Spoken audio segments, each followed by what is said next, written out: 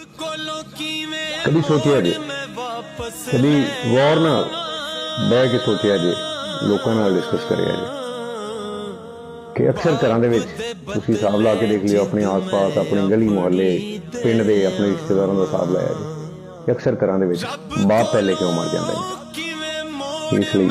कि बाप से जो बाप बनता है उस तो बाद ही उत्ते बोझ ही इन्ना क पैंदा है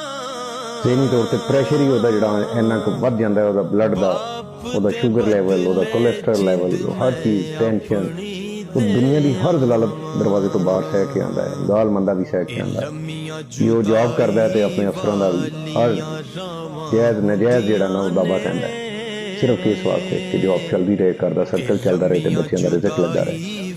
वो बच्चों की हर ख्वाहिश को पूरा करने वास्ते अपनी मैं मार देता है अपनी जुत्ती अपने कपड़े अपनी बुनाइन तक नहीं खरीदता कि मेरे बच्चे अच्छा पहनन अच्छा पढ़न